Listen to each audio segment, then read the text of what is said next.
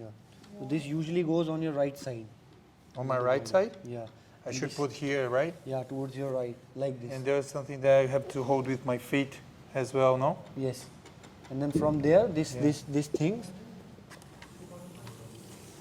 thing, you open it like this, comes out, and you have to put it here, making it like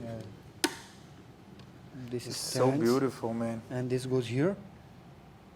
There's stuff about thread. handcrafts, right? Yeah. Doing stuff with your hand, and Yeah.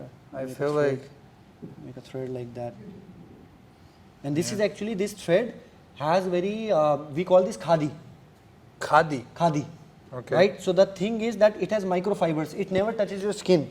It always stay away from your skin. Wow. Even if when you wear, so you can wear this in winters and summers both. Is this what makes the pants that people use here? Is the same fiber? This one you will not get because this hand one is very scientific.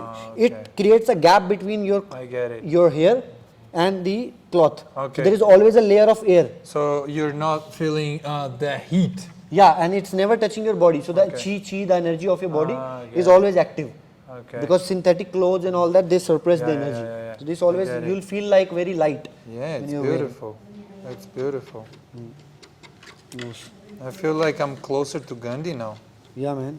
There's some stuff that can get you out of the matter, right? Like portals. I was thinking about this when I was coming here because these really old cities can get you on this space, Yeah, right? That you transport yourself through time. there are You know, different like places you like just that. look You can go and meditate on these at these specific spots. Yeah. And these spots are, they have a vibration which will help you in your journey, they say. So a lot of people come and in these caves because senior monks have meditated there. Yeah, imagine, Yogis man. have meditated there. So Imagine the vibe, the aura there is very strong. I can't imagine. I want to be there. You're gonna get me there. Yeah, we'll definitely go, bro. Let's do it. Os.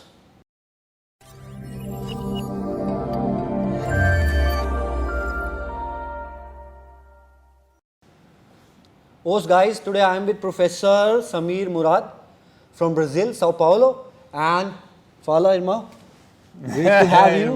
Little bit of Portuguese, that's what I know. yeah. But namaskar, welcome to India. And today we'll be discussing Jiu Jitsu on and off the mat.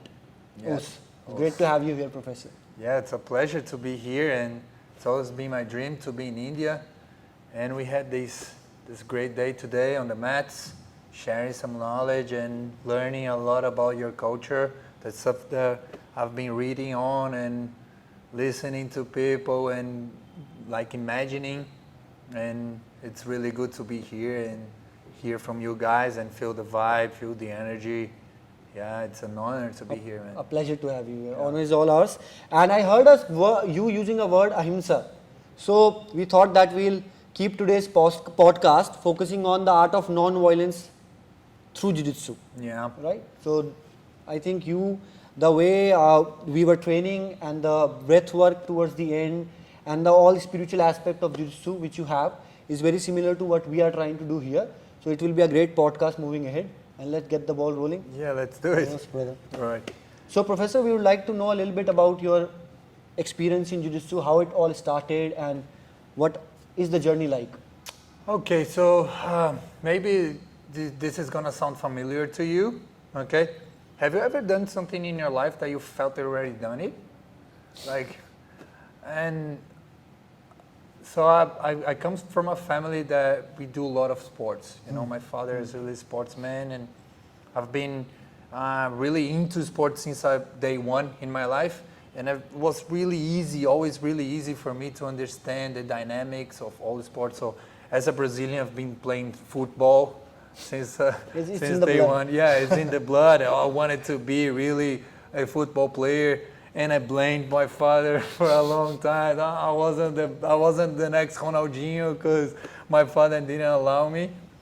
Yeah, but since I started developing myself, I got to know about surfing, and surf was something that really connected me to everything that I can possibly imagine. And the culture of surfing in Brazil is really connected, really bonded to Jiu Jitsu, right? Right. So yeah, the Gracie family, they have all this surfing culture as well in the background, and yeah, I mean, like I heard of it a lot, seen, but we had this idea of Jiu Jitsu.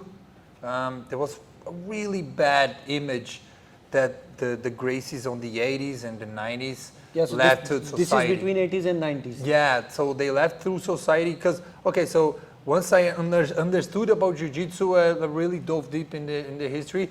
I understood that like it comes from the 20s, 1920s, Yeah, right? yeah. So Helio Gracie was already challenging people since day one and trying to show that Jiu-Jitsu was the most effective art and doing these demonstrations in public with the TV and all of that.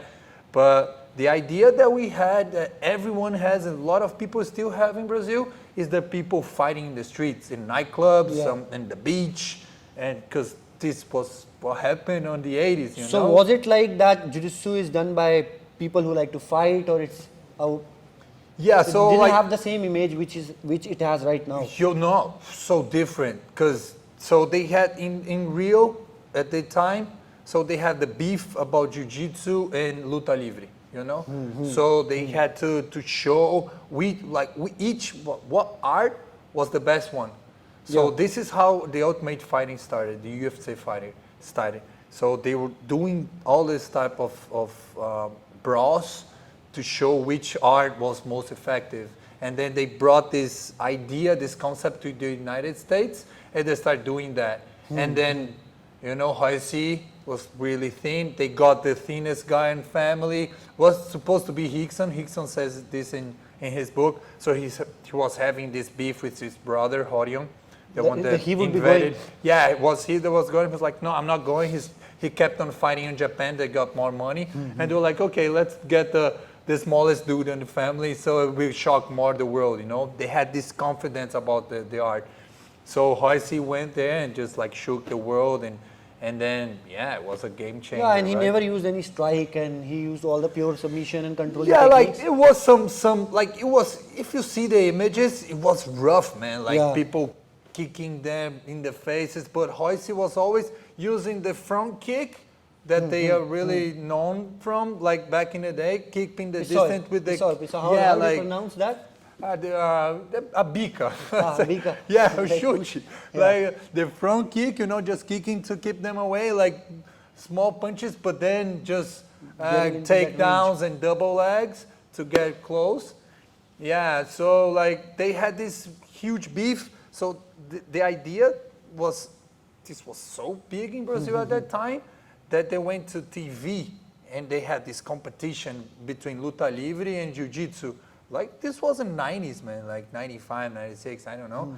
And then, yeah, Jiu Jitsu won and Jiu Jitsu kept on going, but with this, like this bad image.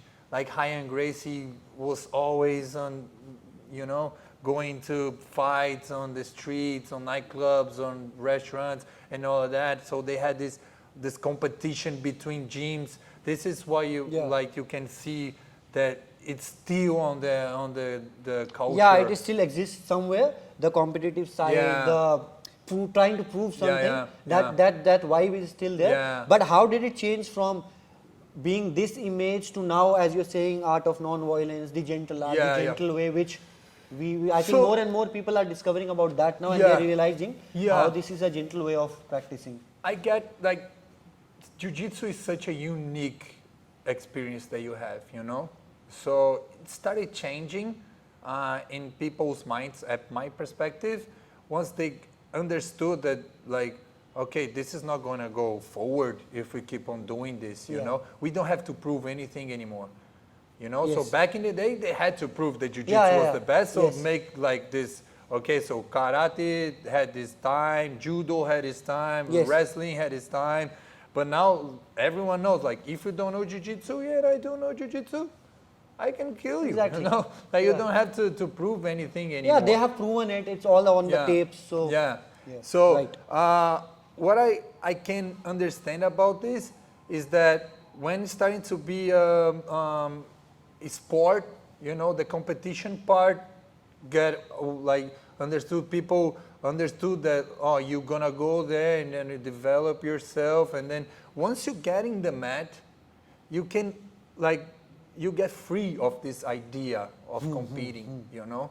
because you understand that every day is about you and you.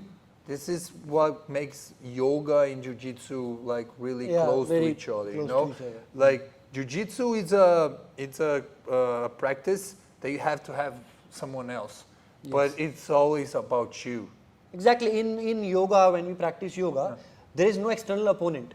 So you are your own opponent in the initial days, and you're trying to fight against yourself. You're trying to get into that one more inch, that posture, or hold your breath for one more second. So you are technically training with you.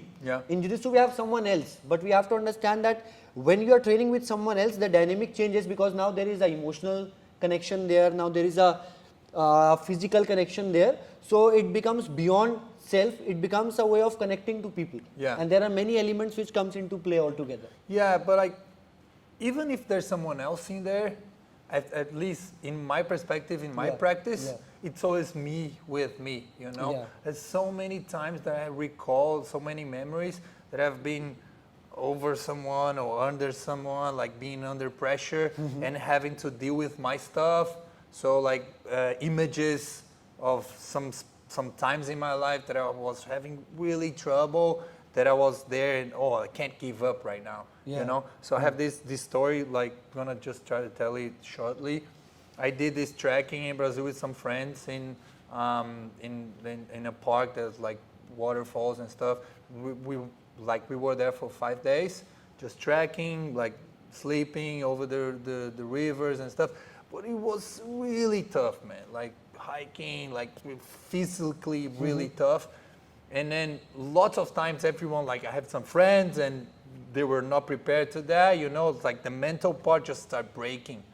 This is what Jiu-Jitsu teaches you, like every day, you know, like you're gonna have your mental game, it has to be on point. Otherwise you're not gonna go there.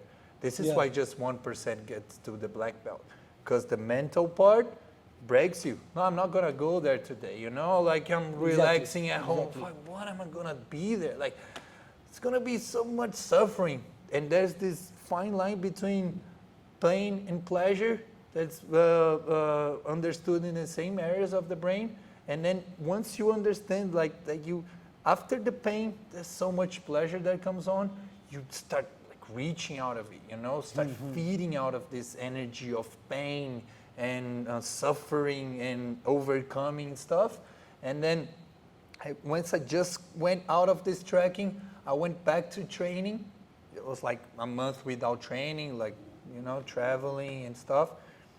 And then, like, training never stops. And if you stay 1 month out, man, everyone wants to kill. Okay, you want 1 month out? Just come here.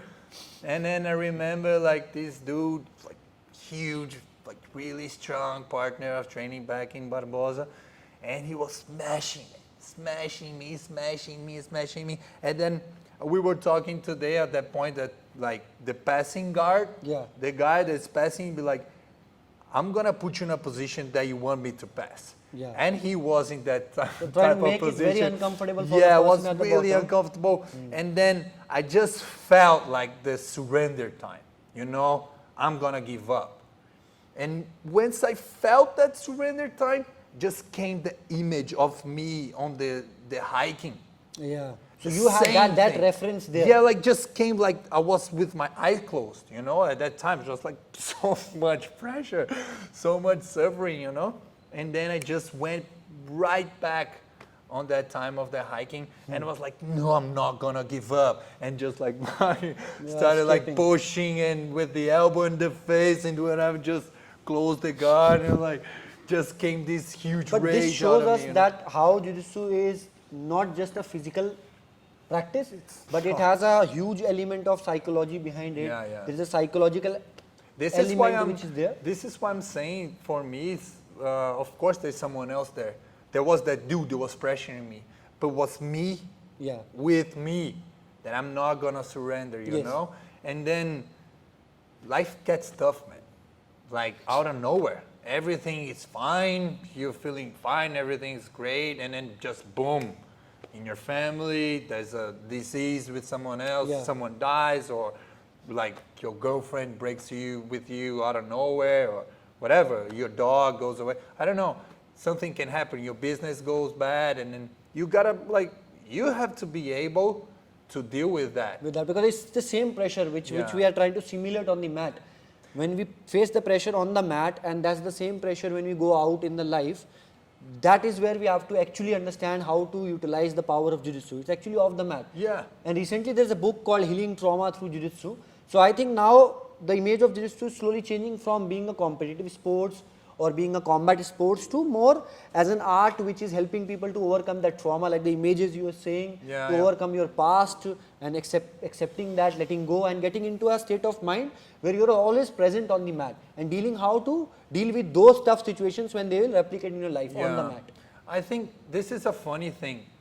We were talking about, like, after training, sometimes my professor, my sensei Barbosa, he starts reading books and or putting some stories on podcasts for everyone to be there and to feed together all the knowledge of someone else and to talk.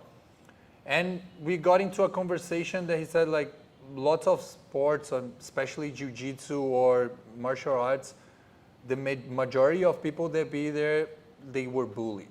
They had something in their childhood that took them, that they needed to understand how to defend themselves.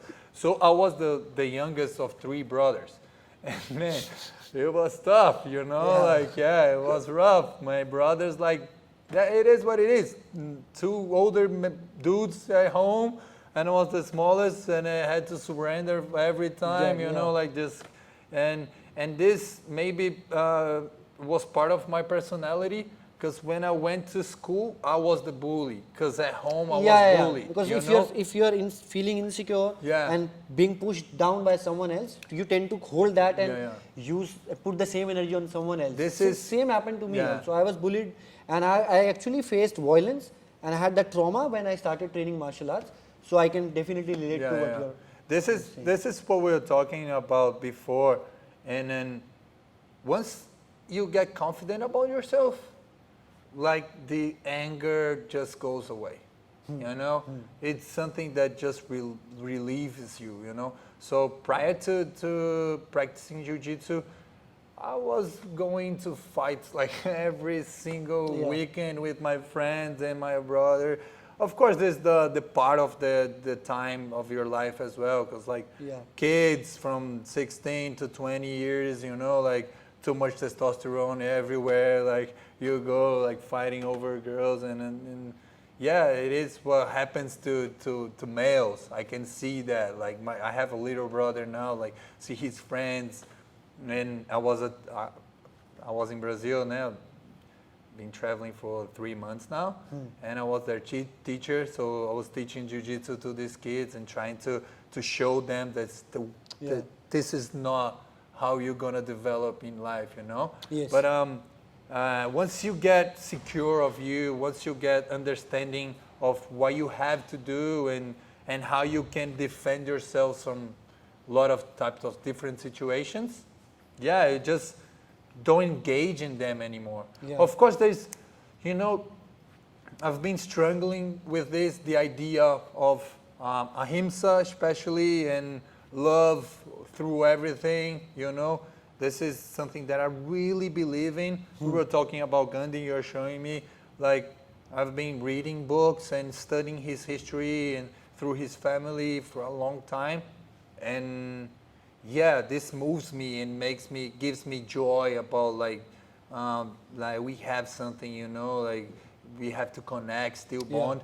But at the same point, sometimes in my life, I still, like, have the first reaction is still this one, the survival mode, you know, the encounters and stuff. So I have to deal with this within myself.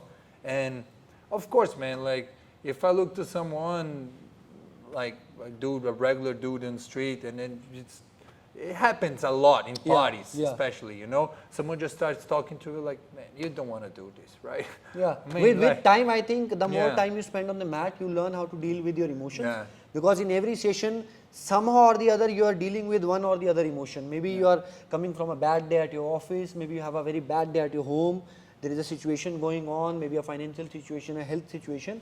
When you step on the mat, then the mat is your true reflection, and it gives you every time, it gives you an opportunity to go beyond that, to realize that you're not your emotions, you're not your body, but you're beyond that. So it is, it's a very powerful tool. Yeah, I mean, like meditation can be really difficult for a lot of people, right? Especially because I'm always saying this, like the people that most need meditation can't because of the patterns of the breathing patterns. Like this is a whole different subject. But the thing is that, okay, I serve, like I really like to serve. But if I'm really in a bad mood, like bad headspace, even a surf session cannot get you out of there, you know, because you'd be like waiting for waves and there's a lot of time and it's difficult to get. But on the mat, man, you just you just can't. You just can't, you know.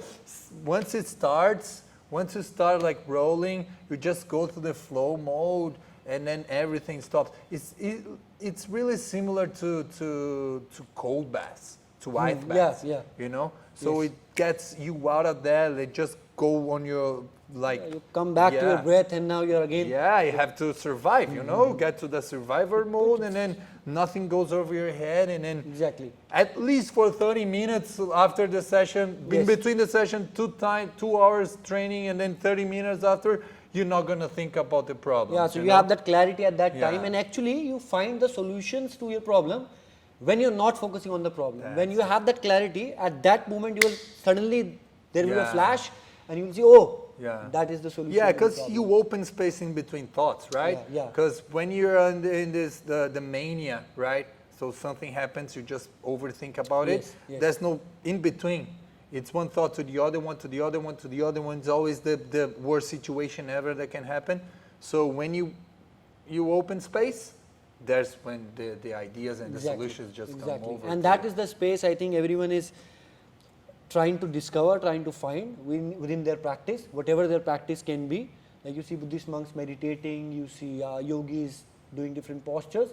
That is the essence of Jiu-Jitsu or every martial arts, that you have to get to a space of mind where there is total clarity, where there is silence within, even if it lasts for a few minutes, but that few minutes is very, very important. Yeah. Right? I mean, I'm working with people that have mental health issues, right? So with the breath work that I do, the breathing coach, whatever, how you can call it. Yeah, because that was my next question actually to you, that what is the breathing similarities, because you practice breath work and you have read about yoga and this Tibetan yoga as well, plus the Buddhism. So the breath, I believe, is the common link between all these practices, and I wanted to see your point of view, like how do you see the breath work fitting in Jiu-Jitsu, how do you see it overlapping with yoga? Yeah, so as we were saying prior, like for us in the Western world,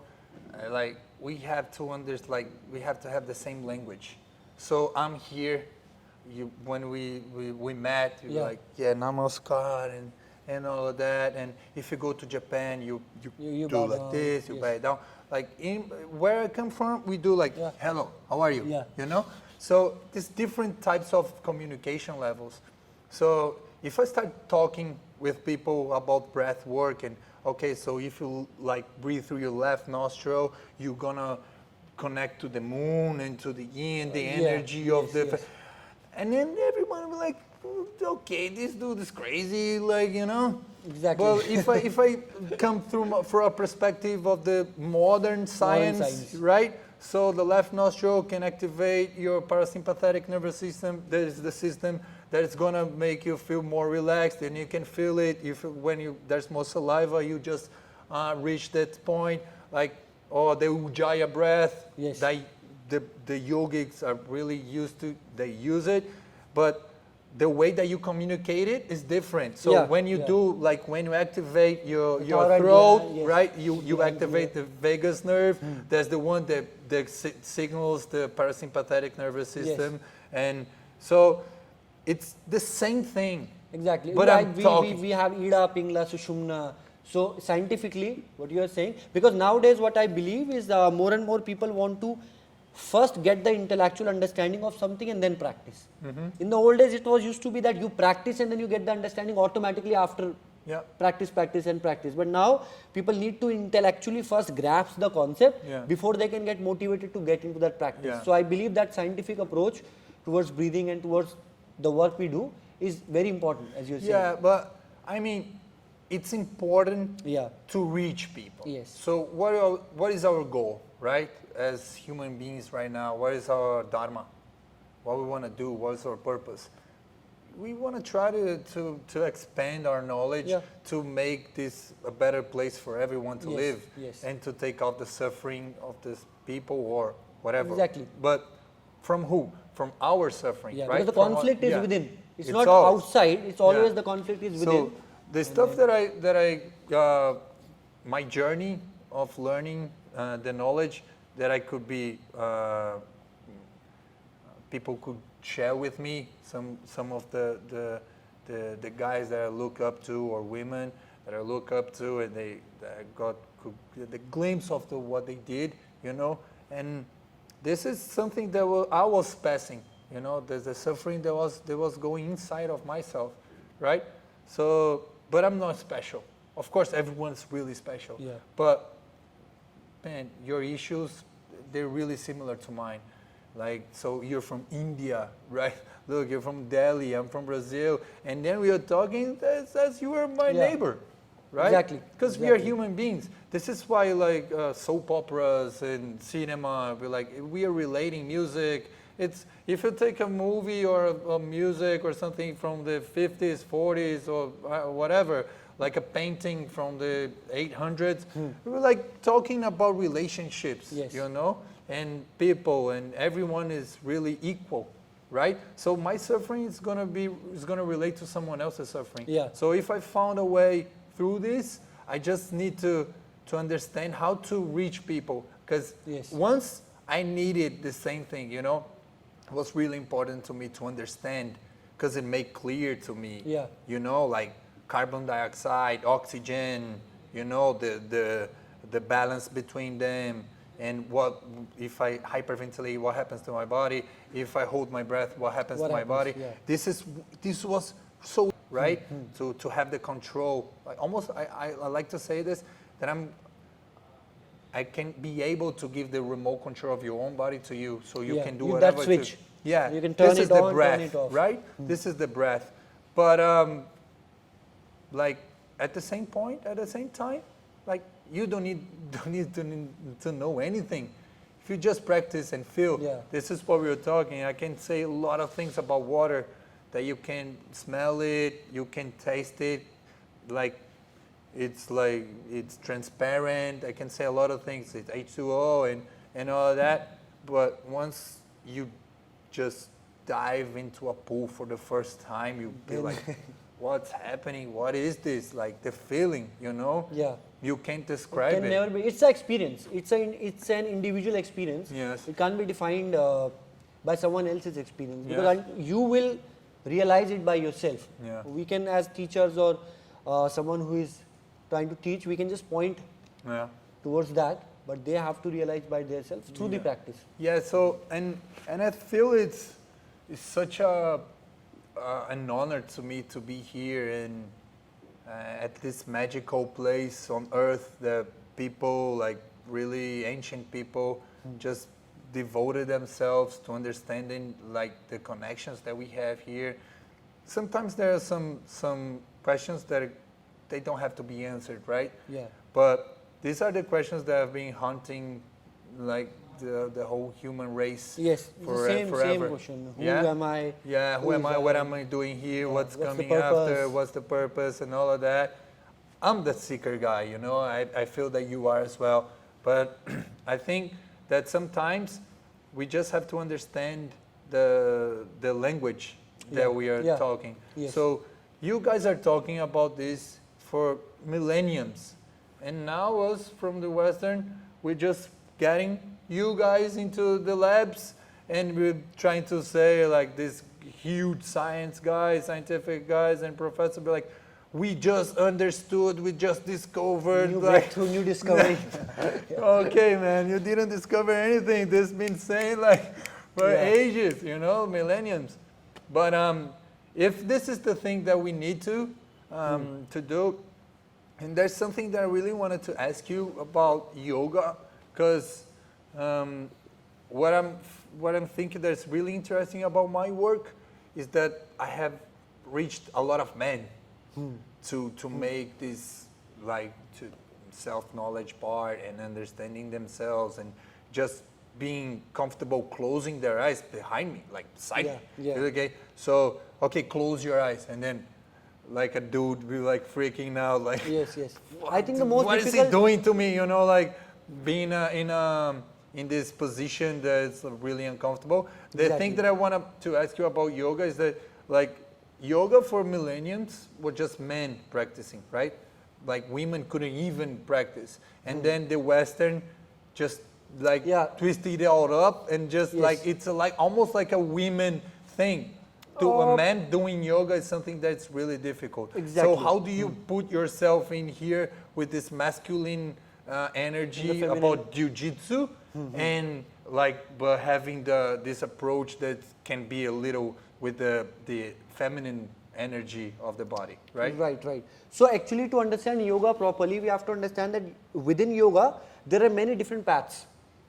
You can break down yoga into many different paths. So there is a yoga which we call the bhakti yoga, a bhakti way of yoga, devotion. So maybe physically we don't see many women practicing those fancy asanas and the postures, but if you go deeper into yoga, you will realize that there are many paths to the yoga, to the union, right? So bhakti yoga is one of the paths. Then there is a karam yoga. If you see in India, women doing their daily household activities with full devotion and with full alertness and awareness, that is the yoga for them. When they're cooking, that's their yoga, that's their practice. When they're praying to the God and doing the bhakti with the devotion, with the compassion, with that open heart, that is another way of yoga. Then there is a Gyan Yoga. When you're studying something, that is also a way of yoga. So within yoga there are many paths, but the side of yoga which got popular is this side of yoga. You have to be here, you have to put your arms like this, because this was more appealing to the West, I guess, and this was taken initially first. But if you break down yoga, then there is a Raja Yoga, there is a Bhakti Yoga, there is a Dhyana Yoga, there is a Gyan Yoga. So within yoga we have many different paths, and though it's not seen from the Western eyes, but I believe that in India this is a common understanding that when I am practicing something, if I put my 100% there, if my mind, my body, my breath is engaged in that one activity, it can be doing the charkha, it can be doing the pots from the mud, but for us yoga is just being in the moment. The physical postures which we are doing has an impact on different organs we have, because if I am sitting like this, for example, it alters the flow of the blood in my body. Similarly, if I sit like this is a different position altogether.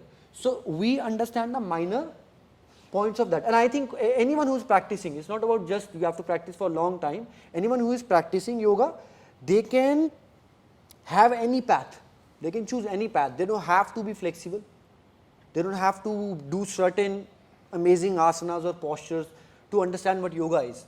But ultimately it's about being in the present moment and finding your way, finding the way which gives you that flow state.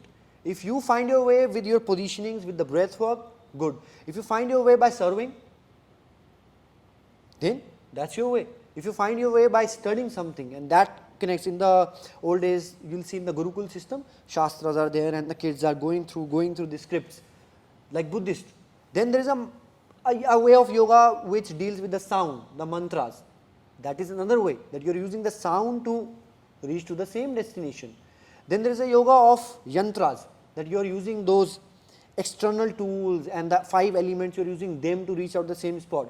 So yoga to us is a very vast system, and within yoga there are subcategories, subsystems, and you can choose any path. But the type of, as you are saying, the image of yoga which went outside, it's for flexibility, it's for fitness, the spiritual side of yoga, the total understanding is still, I think it's slowly now reaching to the West, and Westerns are understanding the different paths which yoga within itself has. So that is something I think which we Great. have to look at. Yeah, great. I mean, I can see that the practice of that we imported there, it can get like, especially the self-care Yes. part, you know. Men, I don't know how men deal with this here, but men in the Western, the self-care is something that like, it's Yeah. something that is starting. This is why I felt like I have my way of talking, you know. Yeah. Women have a different way of talking and men have a different way of relating with themselves. Yes. So sometimes I can be like, if you see a warrior, right? If you see the haka, the dance that they doing prior to war and Yeah. stuff, you see men like hugging and, you know, like this energy, but Yes. that's love, Exactly. you know. I think but we- this is the way that we relate, you know. With the time and the pressure from the society, the competitive mind, human race have this competitive mindset. You have to do better than this person, you have to reach to this goal. So due to that, I think people forgot to have that self-compassion. Yeah. Because before you cultivate compassion for someone else, some other human being, that connection, you have to have compassion for yourself. And plus there is that always that peer pressure of performing, and especially with time we learned, oh man, you have to be responsible, you cannot show that you're weak, you have to hide your emotions, you have to keep everything down, you have to have that straight strong face. But actually that's not helping. When we were kids, we used to cry. As soon as we used to get emotional, we used to get aggressive, we used to put the anger and go out of that. So we were able to more honestly express ourselves, who we are. But with time, what happened that now we are trying to be something other than what we actually are, and not for us, but for someone else. Oh, that person is looking at me at my workplace, people are looking at me, I have to be in a certain way. And we get into this tendency of having multiple personalities. Yeah. In the office, we have a different personality. At the when you go to your girlfriend, you have a different personality. You go to your home, you have a different personality. You go alone to a beach, you have a different personality. So the point is that we got confused. We are trying to play many different roles, and within this chaos, we forgot who we really are, who we truly are when we were born. The clarity we had, the innocence which we have, the gentleness which we had within. Though yes, still at that time when we were kids, we had all the other, we had greed. That's natural in human. We have the tendency to control something. We have the tendency to hide things, preserve, procure something. That is, I think, in the human genes. But with practice and with cultivating that self-compassion, understanding who you are, your emotions, the way your mind works, the way your body works, the way your breath works, you generate that compassion for yourself. And once you have that compassion for yourself, automatically you have that compassion for everyone else. Yeah. Because I think if you understand yourself, you understand people around you, you understand the universe around you, you understand everything. Yeah. The only Of thing course. you have to, the only book you have to read is this, Yeah. right in front of you. Yeah, I mean, this is, you said some stuff that are really interesting and stuff that I'm really putting myself into this mind state, especially about the only thing that that comes into the world today that has no manual is our body, right? Yes. We don't have a manual of the body. Yeah. This is why people are so lost. They don't understand, like maybe like the ancient writings of the yoga part, like would understand and tell how our body function Yes. properly, you know, and how we do it. And but this is really intriguing, and understanding this fine line in between understanding yourself is the same way of understanding where you are in the place where you are, you know, the time that you are. It's something that really gets me into to diving deep in these practices. And then Jiu-Jitsu, it's such a powerful tool to understanding yourself and your emotions, you know, and learning how to deal with your ego. And you're talking about competition, and of course, like as we were saying before, you know, competition for me is something that led us to the space that we are right now. That's really, like, you know, unfair, and so many people suffering, and so little people getting away, because this is the main idea of competing. So Darwin wrote about the natural selection, right? So we had this idea of like, okay, so the stronger, Survival the of the stronger, yeah, it's gonna survive, right? But there's a really interesting thing that he talks a lot about cooperation, about species, like how cooperation takes species Yeah. to this other level as a species, right? Yes. And then we have the gene of cooperation.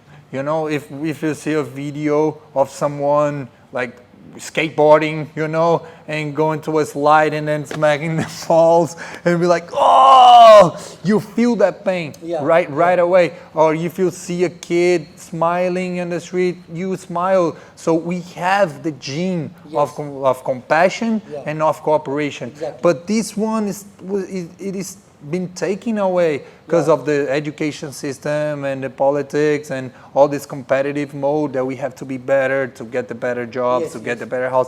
And then it takes us out of this idea that we are just one race. No, right? The interconnectedness which Yeah. you are talking about, that we all are connected and there is a fabric which connects us all.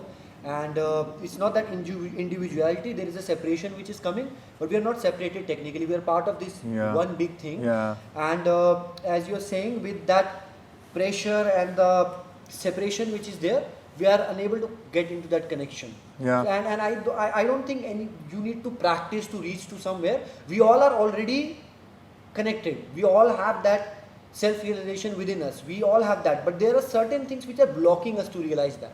It's not that you are trying to aim something or you are trying to get somewhere. It's just that something is stopping you from realizing who you are. And you just have to get to that barrier and just remove it. Yeah. I think like if we could be able, like as a species, to reach out of the higher Yeah. consciousness, there's like everything like I'm really into aliens, right?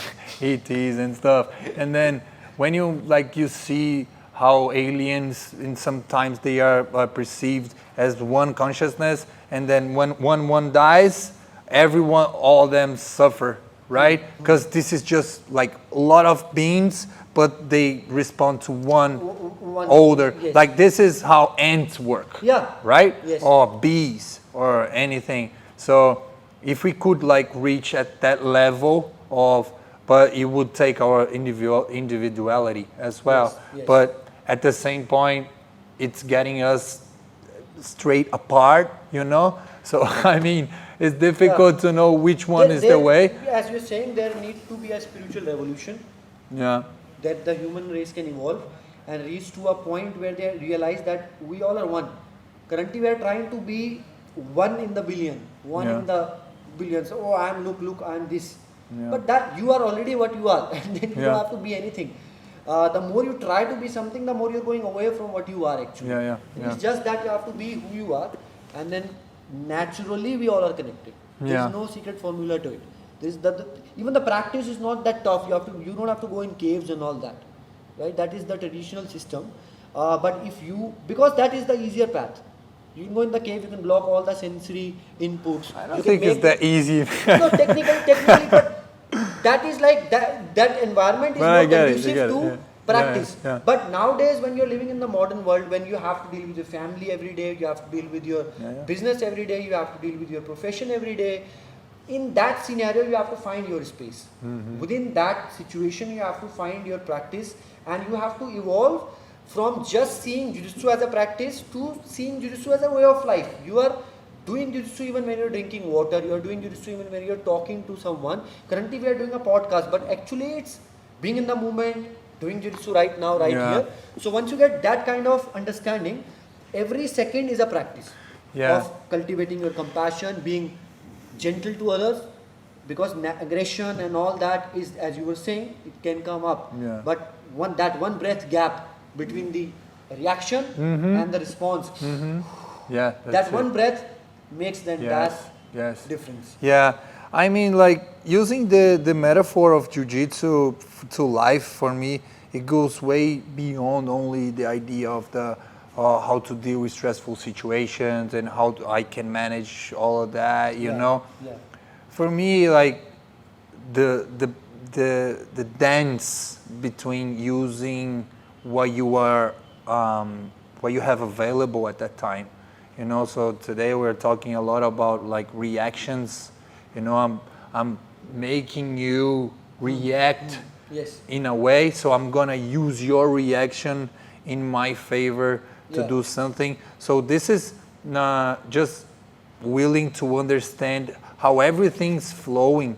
Yes. So you try to make the less effort that you can to be yourself. Yeah. Right? Yeah. This is what you're You have to saying. understand Like, when to let go. uh, This grip maybe is working for me right now, but now when it's here, maybe it's not working for Yeah. me. So I have to learn how to let go Yeah. and find the path of least resistance. yes. So that is- This is what you're saying. Like, okay, so sometimes we're like trying really hard to be ourselves. Yeah. And then we get really far away from ourselves Yes. just to trying. Because you're you trying. know? Yeah. So if you just understand and flow, right? Trying to be in this state that Jiu Jitsu can get you. Yes. But and like again, that's been said for thousands of years. When you get in the flow, like you just get see the signs, right?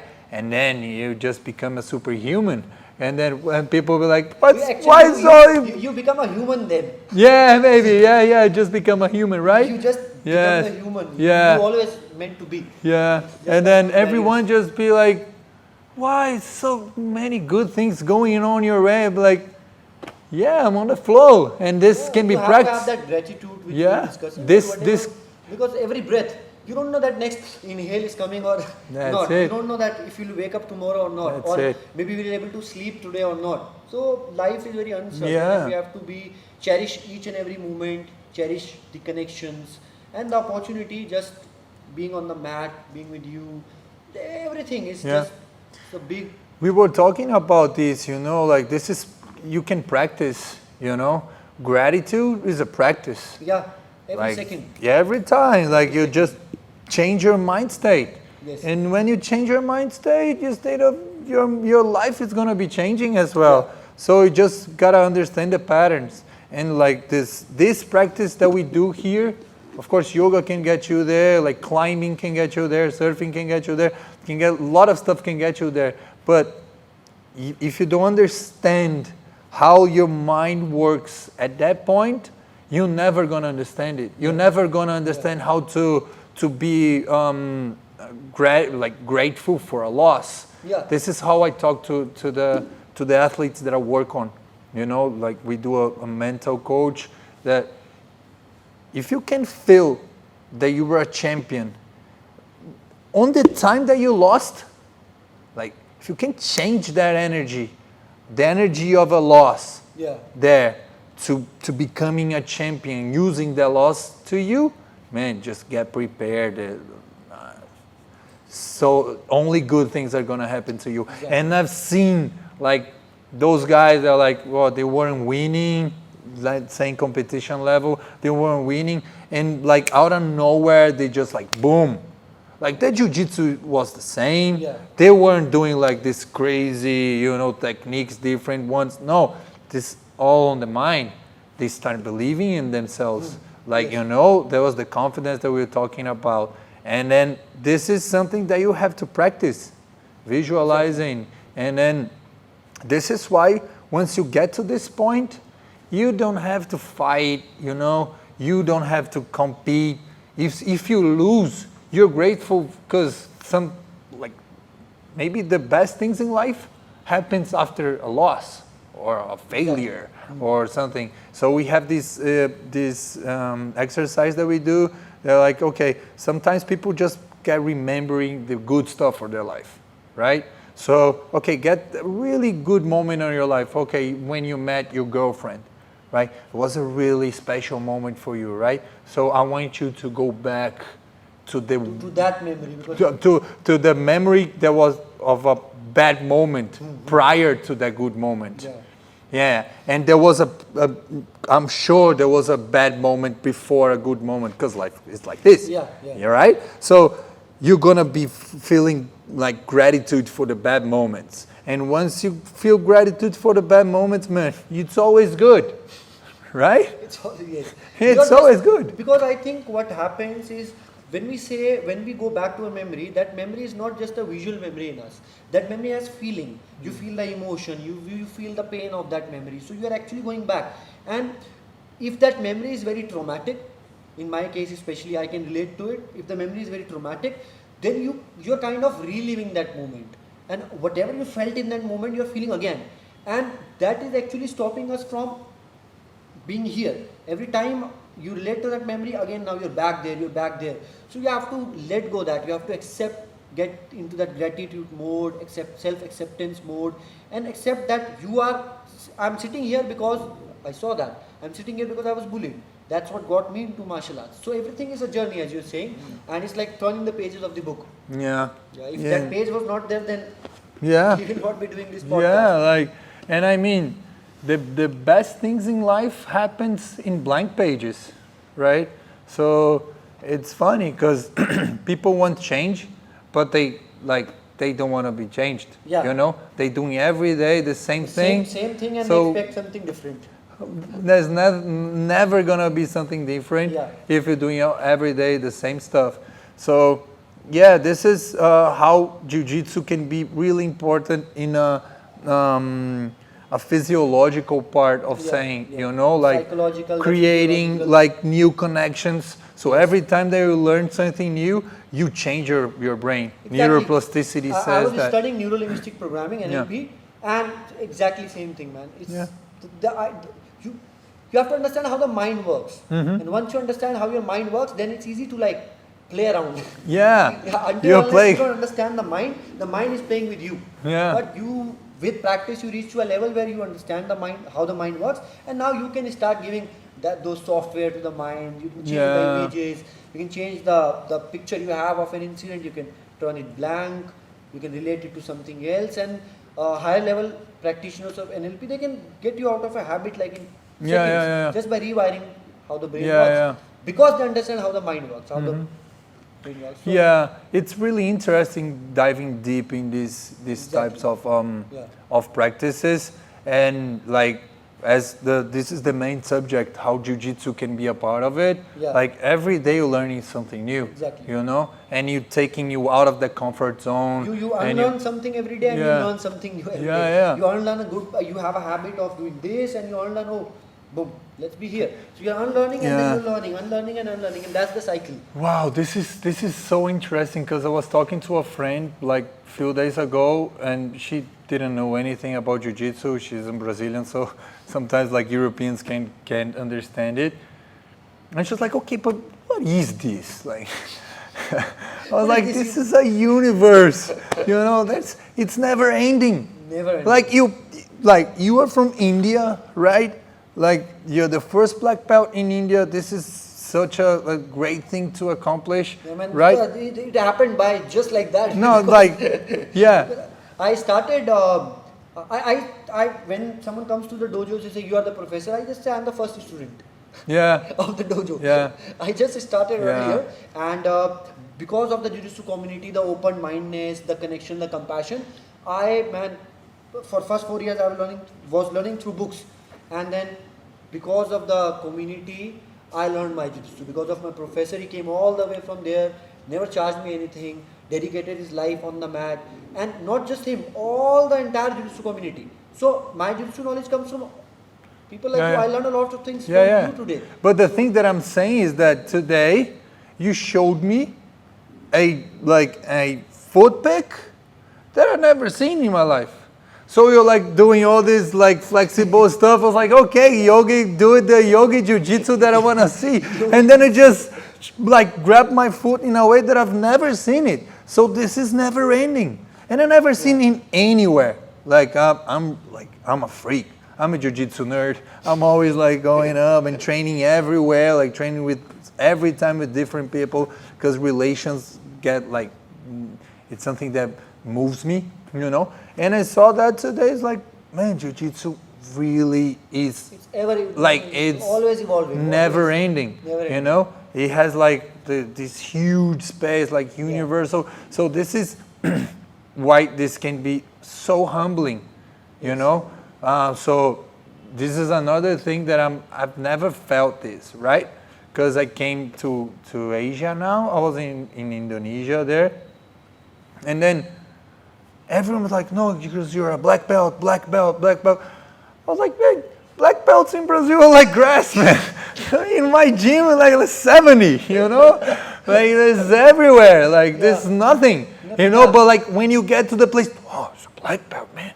He's a killing machine, you know? Be like, and then you put yourself in like out of nowhere, you start feeling like, you know, like, yeah, it's something that people start saying and your ego gets inflated, and then you just go somewhere. And then I just met one guy back in Indonesia that was traveling, and then you just like fucking put me in my place, you know, like he had this training, and then it was so tough for me. It was like, oh man, yeah, back again, you know. This is how life is as well. It's a wheel of life. Yeah, and then this dude's gonna go somewhere that someone's gonna beat him up, because it's not because he's better or whatever. Like games, sometimes games, there's no one. Okay, but Roger Gracie and Buchecha, right? Yeah. They can be there, like no one's gonna beat them. Now, I'm not gonna talk about Gordon Ryan, because this is not the type of jiu-jitsu that we want, right? But some guys, they're like, it's always gonna be in this cycle, you know, this humbling cycle, humbling cycle. You have to put yourself in that position. That's what I learned from my professor Rodrigo, that you have to put yourself in all the situations and just be open-minded, because the day you say, now I know jiu-jitsu, that's the day you stop learning. Yeah. And the day you stop learning, you are putting a lock on your mind now. Yeah. You're closing the doors. Now your stagnation starts. It's like water not flowing now. So there's the open-mindedness always being. So the most difficult part in Jiu-Jitsu or any martial arts, I think, is to be the student. How can you be the student throughout? Yeah. We'll come on the culture part now. If you see how it's done in Japan, so there is a code, Bushido code. Mm-hmm. Within the Bushido code, the Bu means the warrior. It's the code of the warrior, the way of the warrior. And in that code, there are 7 virtues: compassion, courage, integrity, respect. All of these virtues are there. That is what you want. You are trying to be the code, and that code is connecting invisible string between these arts like Aikido, Karate, Judo, Jiu-Jitsu, Kendo. Now, if you come to India, in yoga there is a code, Yama and Niyams. Remember in the morning we were reading about that. Mm-hmm. If you go to Buddhism, there is a code. So the code is what keeps all of us aligned, what you're saying. And that brings me to a question that you're discussing. You're telling me your mom is a Buddhist, right? Yeah. What is the connection you see within Buddhism, within Jiu-Jitsu and within yoga, and now your time you're spending in Asia? Okay, so it's also, sorry to cut you, it's also said that in the old times, it's not yet proven, but in the old times, Buddhist monks in India used to practice a way of self-defense, which was very close to Jiu-Jitsu, and they say that the roots somewhere lies within India. Yeah. So okay, so how do you see that connection? How do you see this? Yeah, so what drives me the most, we were talking about, is the suffering part now, right? So the thing that I can see about monks, Buddhist monks, yogis, and Jiu-Jitsu practitioners is that all of them are trying to find comfort in the discomfort. Yes. You know, in the chaos. This is the thing that, okay, so yogis or monks, they put themselves like in silent for 3 years, being like through hell to find peace in that moment, or like doing really difficult chores every day, like or cleaning bathrooms to humble themselves. So putting themselves every time in these situations, sometimes types of situations, to build their character. Exactly. Right? That is the practice actually. Yeah, this is how Jiu-Jitsu can get a lot of you. So I really like this, and sometimes I put myself in these types of situations as well, outside the mat.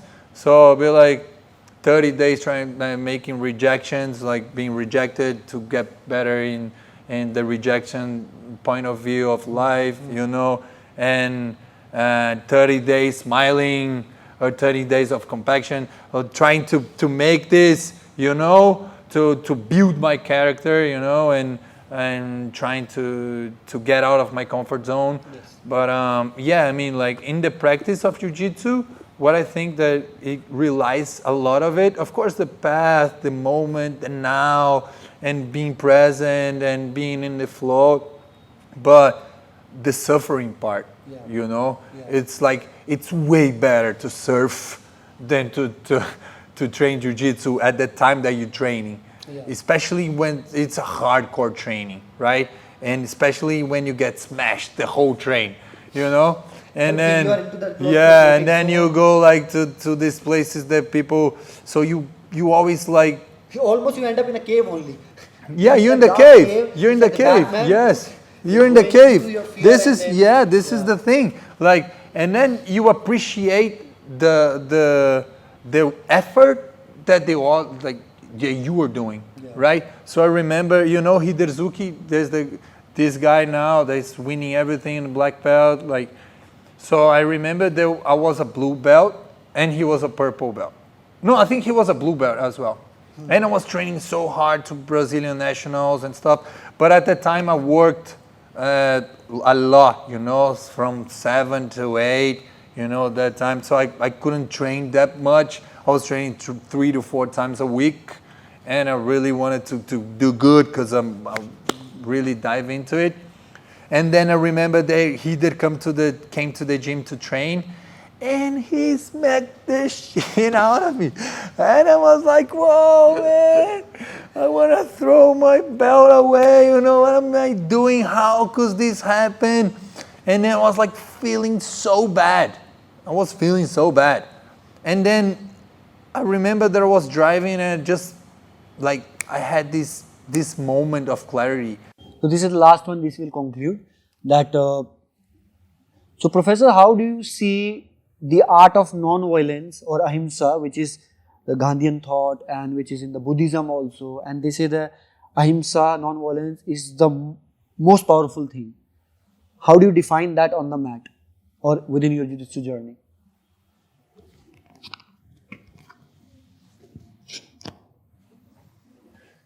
Yeah, this is such a unique question, and I think for myself that everything comes out of confidence. So if you can develop your confidence, like you don't feel the urge or anything else to confront someone else or to have a physical encounter or anything. Of course, it can happen, right? You can need to use it, but it's gonna be like less and less and less moments in your life that you want to use this type of energies, and it just don't feel you anymore once you're more confident about yourself, you know. And I think this can be for everything in our lives, right? So if you trust yourself, if you trust the process, if you trust the universe, you're not gonna fight anything anymore, right? You're just gonna flow. You reach to a level where there is no opponent. Yes, this is the idea, right? So we're backing a bit in our conversation. So understanding that everything that happens is a good thing that happened, trying to be grateful for everything makes you like accept life. And this is not a thing that it's making you like a person that it's accepting everything, is non-responsive or whatever. It's just something that makes you more peaceful within yourself, and the community around you, you know? Because people try to find happiness, you know? Oh, always, I want to be happy and all of that. You're never going to be happy forever. Happiness comes and goes, right? This is the way that everything moves. But peace, you can find peace in chaos. And this is a really powerful tool, the mats, to find your peace within yourself, wherever you are in your life. Wow, this was beautiful, man. Beautiful. Oh, write it down. Brother, I'll wrap it up for you. So thank you very much, Professor, for the beautiful discussion and sharing your heart, opening your heart to us and making us realize about the true culture of Jiu-Jitsu. And this is it, guys. It's an art of compassion. It's an art of non-violence. What we are trying to do through Jiu-Jitsu is make you realize and make us realize that we all are one, and that separation which comes is due to the barriers which we and the society has created for us. So through the practice, self-practice on the mat, tapasya, sadhana, which we say, we are trying to discover who we are and live in a world which is interconnected. We all are self-realized and living with compassion with each other, where violence has no place. So this cycle of violence has to break, and we have to realize that the true power lies within, and the true power lies in ahimsa. The true power lies in the way of non-violence. And Jiu-Jitsu and these martial arts, it's a way of life. If you see karate do, taekwondo, judo, hapkido, aikido, remove these, just keep the do.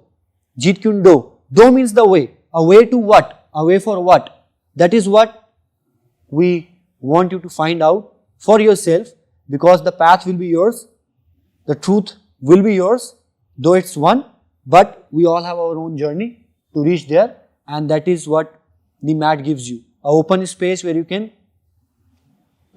discover who you are.